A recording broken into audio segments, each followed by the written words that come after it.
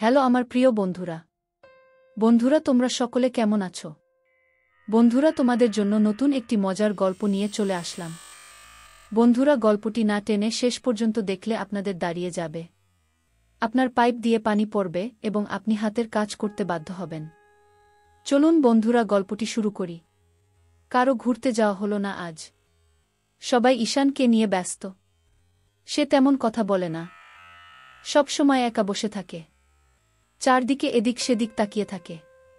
সে কেমন যেন উদাসীন হয়ে তাকিয়ে থাকে। তবে বাড়িতে ঝামেলা লাগলো অন্যরকম। তমা তানিয়াকে ঈশানের কাছেই যেতে দিচ্ছে না।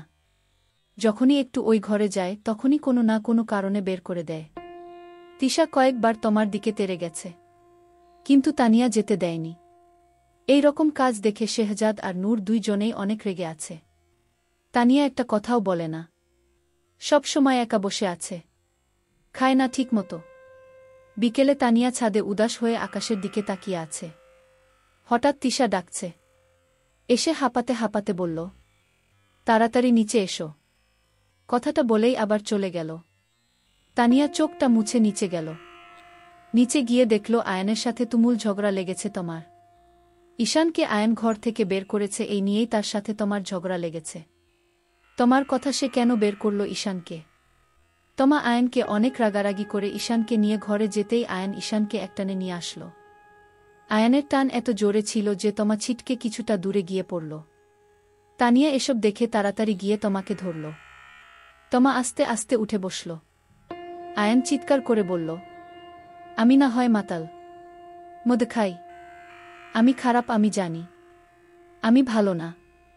তোমরা মানলাম ওই মেয়েটাকে এনেছ, খারাপ ব্যবহার আমিও করেছি, সেটাও পাপ করেছি, কিন্তু এখন ও নিজে কষ্ট করে ঈশানকে ঠিক করেছে। ওর অধিকার থেকে কেন বঞ্চিত করছো ওকে? ওকে কেন ঈশানের কাছে যেতে দিচ্ছ না? আচ্ছা মা, একজন ডাক্তার হয়ে তুমি কিভাবে বুঝলে না ঈশান সুস্থ হোক? নাকি তুমি চাওনি? তমা ঘামছে। আয়নের প্রশ্নগুলো যেন তাকে খুঁড়ে খাচ্ছে। সে চোরের মতো এদিক সেদিকে তাকাচ্ছে। বাড়িতে সব এক হয়ে গেছে। সবাই বসার ঘরে জড়াও হয়েছে। শেহজাদ নতুন জামাই, ওর সামনে ঝামেলা হবে এই ভয়ে নূর সবাইকে থামিয়ে সবার ঘরে পাঠিয়ে দিল। তানিয়া তিশার সাথে তার ঘরে চলে গেল। দুইজন বসে আছে, সাথে নূরও। নূর বলল, আমাদের বলাই উচিত হয়নি ঈশানের কথা। আগে ওকে তানিয়ার সাথে কিছু দিন রাখার দরকার ছিল। তানিয়া বিরক্ত হয়ে বলল, প্লিজ থামেন না, এসব শুনতে ইচ্ছে করছে না। ভাগ্যে যা আছে তা হবেই, কেউ ভাগ্যকে থামিয়ে রাখতে পারে না। হঠাৎ আয়ন ঘরে ঢুকে বলল, কিন্তু তুমিই তো বলেছিলে মাঝে মাঝে ভাগ্যের সাথে যুদ্ধ করতে হয়। সবাই আয়নের দিকে তাকালো। হঠাৎ আয়ন তানিয়ার দুই হাত খপ করে ধরে নিজের মাথার সাথে ঠেকিয়ে বলল, অনেক অন্যায় করেছি, মাফ করে দাও বোন, প্লিজ মাফ করে দাও। আমি অনেক মেয়ের জীবন নষ্ট করেছি, অনেক মেয়ে অভিশাপ দিয়েছে, কিন্তু কখনো আমার জীবন এমন হবে আমি কল্পনাও করিনি। নূর পাশ থেকে বলল, হঠাৎ সূর্য উঠল কোন দিকে? তোর এই রকম অবস্থার কি এমন কারণ? কিভাবে এলো এত পরিবর্তন? আয়ান নূরের কথায় কোনো কান না দিয়ে বলল, তানিয়া তুমি আমার ছোট বোনের মতো, প্লিজ মাফ করে দাও। তানিয়া হাত ছাড়িয়ে বলল, কি হয়েছে তোমার? তুমি মাফ করো আগে। তুমি যদি সত্যি সত্যি শুধরে যাও তাহলে এটাই আলহামদুলিল্লাহ, মাফের কথা আসবে না। এখন বলো কি হয়েছে? তানিয়া তোমার মনে আছে হিয়ার কথা? হিয়ার কথা শুনেই তানিয়া তিশা দুইজন নিজেদের মধ্যে চাওয়াচাওয়ি করল একবার। তানিয়া বলল, হ্যাঁ মনে আছে, কিন্তু এতদিন পর ওর জন্য কি এমন হলো? আর ও কোথা থেকে আসলো?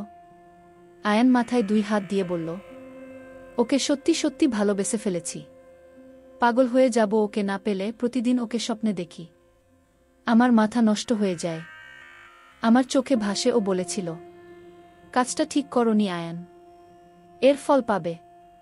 ওর কান্না আমার চোখে ভাসে, ওকে এনে দাও প্লিজ। ও আমার ফোন ধরে না, ওর পর আর কোনো মেয়েকে ভালো লাগেনি। তিশা মুখ বেঁকিয়ে বলল, আগে বিশ্বাস করতাম না যে একটা মেয়ে একটা খারাপ ছেলেকে ভালো বানাতে পারে, এখন দেখছি সত্যি সত্যি এটা সম্ভব। তানিয়া বলল, তুমি যে ভালো হয়ে গেছো এটা বিশ্বাস কিভাবে করব? আমাকে ক্ষতি করার জন্য বা হিয়াকে ক্ষতি করার জন্য কিছু প্ল্যান করনি, এটা কিভাবে বিশ্বাস করব? তুমি বিশ্বাস করো বা না করো, আমায় ওকে এনে দাও, না হলে ওর অভিশাপ আমাকে মুচড়ে খাবে। কথাগুলো বলেই আয়ান হাউমাউ করে কাঁদছে। তানিয়া অবাক হয়ে তাকিয়ে দেখছে, মনে মনে বলছে, কিভাবে এত খারাপ একটা ছেলে এভাবে একটা মেয়ের জন্য ভেঙে পড়তে পারে। তানিয়া বলল, চিন্তা করো না ভাই, সব ঠিক হয়ে যাবে। ঈশান এখন মোটামুটি কথা বলে। তানিয়া আগের মতোই দেখাশোনা করে। তোমা কিছু বলার সাহস করে না এখন আর। আগে আয়ন পক্ষে ছিল, এখন সেও নেই। সে একা হয়ে গেছে, বুঝতে পেরেছে। তানিয়াকে আয়ান হিয়ার সব ঠিকানা দিল এবং নিজে নিয়ে আসলো আজ। তানিয়া, আয়ান, তিশা আর নূর ঈশান একসাথে সবাই বের হয়েছিল রেস্টুরেন্টে খাবার খাওয়ার জন্য, কিন্তু আয়ান জোর করে নিয়ে আসলো হিয়ার ঠিকানায়। শেহজাদ নুহাও এসেছিল, কিন্তু তারা ওখান থেকে বাড়ি চলে গেছে। নূর, ঈশান আর আয়ান বাইরে দাঁড়ালো। তানিয়া আর তিশা ভিতরে গেল। ভেতরে গিয়ে একজন মহিলার কাছে জিজ্ঞেস করতেই হিয়াকে ডেকে দিল। হিয়া তানিয়াকে দেখে খুশিতে জড়িয়ে ধরল। তানিয়া দেখে সে খুব খুশি হল। অনেকক্ষণ কথা বলার পর হিয়া বলল, তোমার জন্য ওই মা ছেলের হাত থেকে বেঁচে ফিরেছি। তুমি না থাকলে যে আমার কি হতো ভাবতেই আমার শরীরে কাঁটা দিয়ে উঠে। তানিয়া হিয়ার কথাগুলো শুনে বলল, কিন্তু আজ আমি ওই ছেলের পক্ষ নিয়েই যে তোমার কাছে এসেছি। হিয়া ভ্রু কুঁচকে তাকাল। তানিয়ার হাত ধরে জিজ্ঞাসাপূর্ব চোখে তাকিয়ে বলল, তোমার কথা বুঝতেছি না আমি। কি হয়েছে বলো তো? তানিয়া নিচের দিকে তাকিয়ে বলল, তুমি আয়নকে ক্ষমা করে দাও, ও তোমাকে সত্যি ভালোবাসে। হিয়া অবাক হয়ে বলল, তোমার কি হয়েছে? তুমি হঠাৎ এইসব বলছো কেন? ও কাল পাগলের মতো কান্না করেছে। ও ভালো হয়ে গেছে। আরেকটা সুযোগ দিয়ে দেখো না। ও আমার যেই বিশ্বাস ভেঙেছে সেটা জোড়া সম্ভব না। তবে তুমি বলেছ, এই জন্য তোমার কথায় আর একবার ওকে সুযোগ দিতে পারি। এই একবার।